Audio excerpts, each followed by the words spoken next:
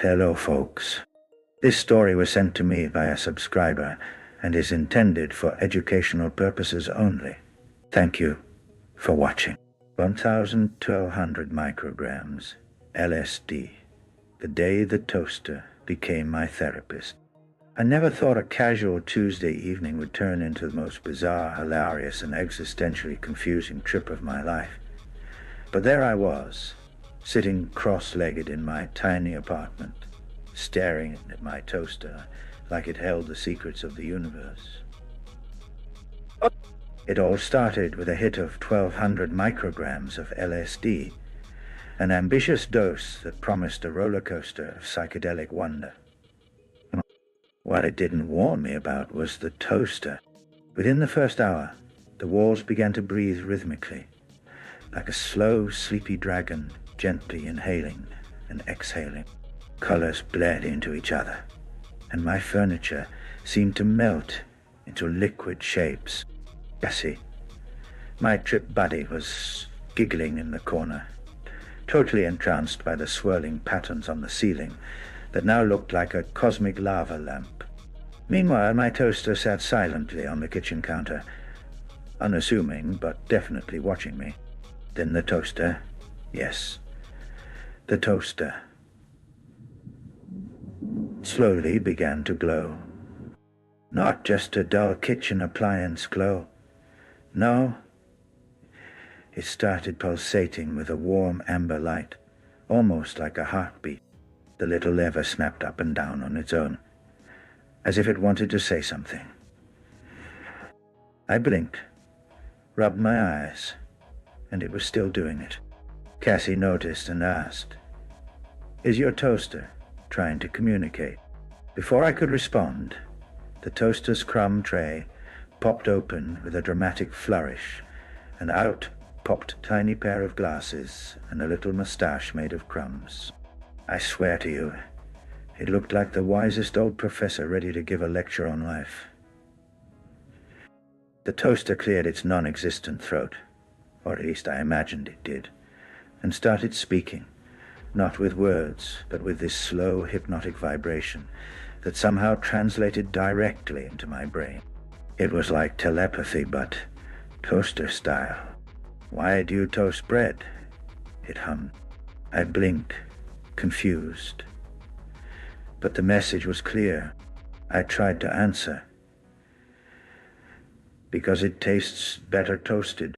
The toaster snorted, or whatever the toaster equivalent was, and suddenly my kitchen transformed into a cozy therapist's office, complete with a comfy chair, a fake fireplace, and soft jazz playing in the back.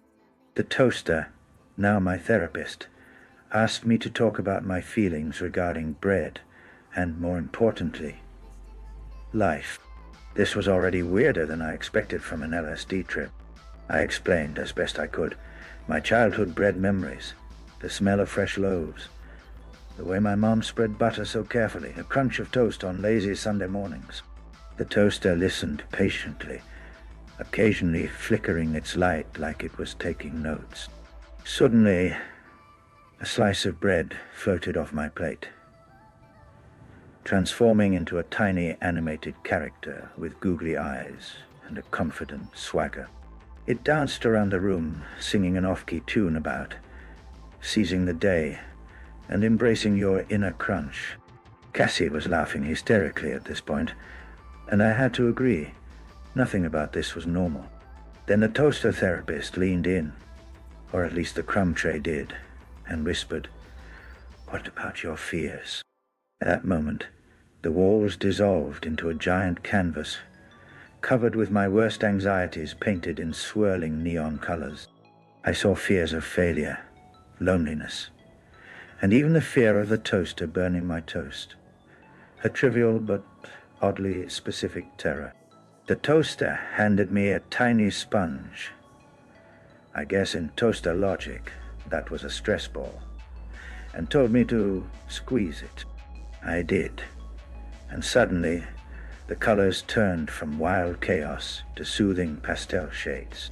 The bread character reappeared, now wearing a tiny cape, and declared, You are the hero of your own toaster saga.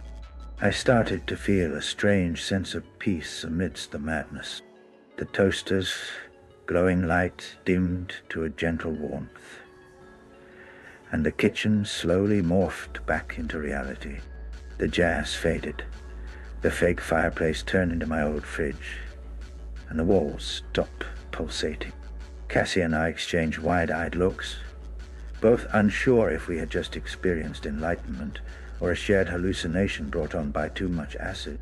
As the trip tapered off, I couldn't help but chuckle every time I glanced at the toaster.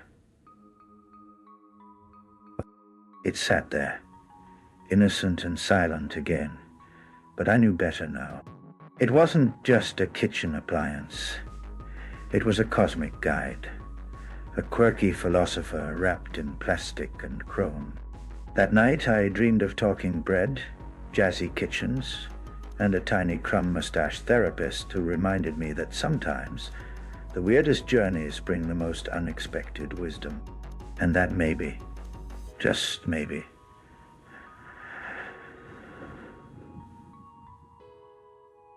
I should never underestimate the toaster.